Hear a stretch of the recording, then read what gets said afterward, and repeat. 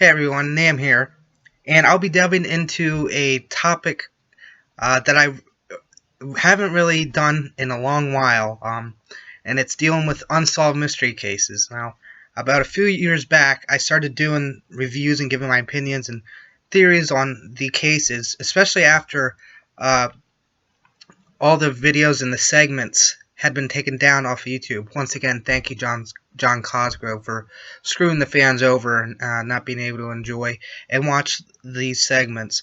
Not only the fans are screwing over, but once again, the families who are looking for their lost loved ones or seeking justice for their loved ones in these cases that still help people today. Might I add once more. Um, but I had done several cases. A few of them, like my several favorite, was the Keith Warren case. I was always interested in the Dale Kerstetter.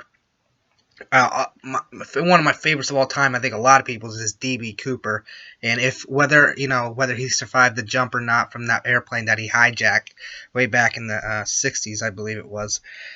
Uh, but a YouTube user by the name of Wayward Legacy. I'm humbled to say that.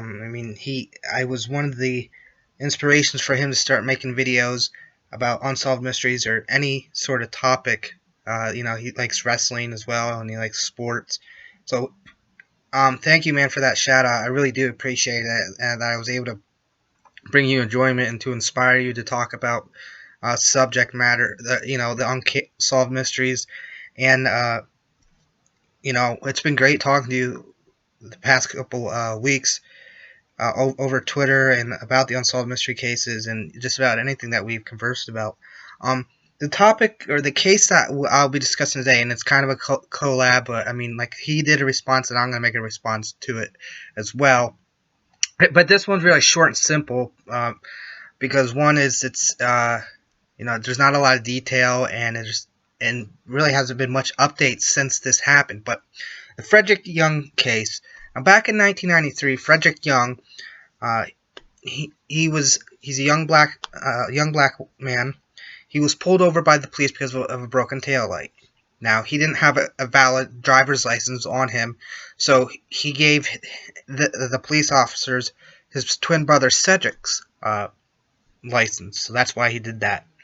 The police officers ran the license through, and it came back showing that Cedric had just been recently part of a armed robbery. And then when the officers noticed that, they asked if they could do a quick check throughout the vehicle, and Frederick, not thinking anything of it, was like, yeah, sure, whatever, more or less. It said that he didn't have anything to fear, other than probably giving them a false information about not giving them the actual telling them that he didn't really have a driver's license. Other than that, though, there was nothing to fear. That is when they came upon stolen guns in a bag that they had recovered, and upon coming across them, they then arrested Fredrick for the crime of the armed robbery. A longtime childhood friend of both Cedric and Fredrick had even said that it was Cedric that was involved in the crime, not Fredrick. And friends and family, including their own mother, believe that it's Cedric that committed the crime, but not Fredrick. But interestingly enough, the police believe they have the right twin. I think they just don't want to admit they might have screwed up on that. That's why I don't think that they are willing to reopen this case on their part, because of something that simple could easily be screwed up, and they don't want to admit that they're wrongdoing.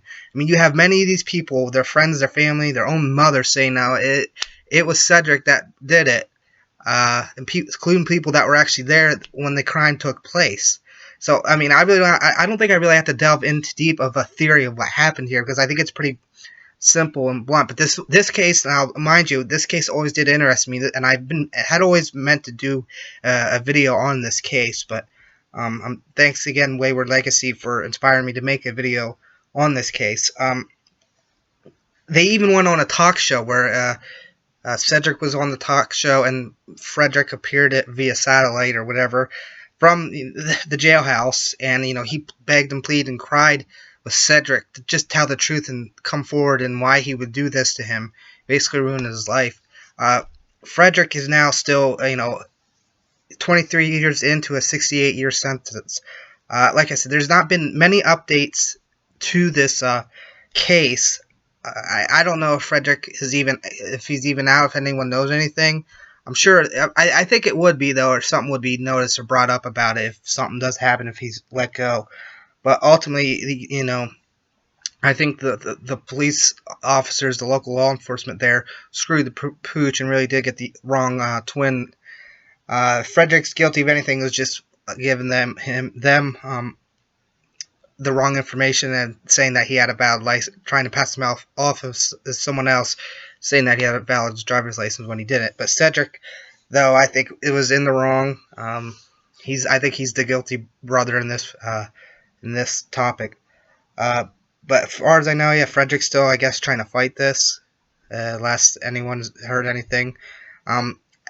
If anything, if anyone out there is, contacts us, Frederick, that happens to come across this video, I think they should contact the Innocence Project if they haven't done already, and try to get justice for him.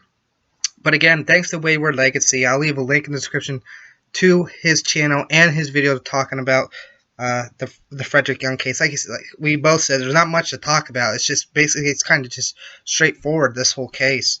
But with that said, I'll also leave a link to his Twitter and all the other links, and a link to my Facebook and Twitter as well. So with that said, as always, I'm Nam. Always use your noodle.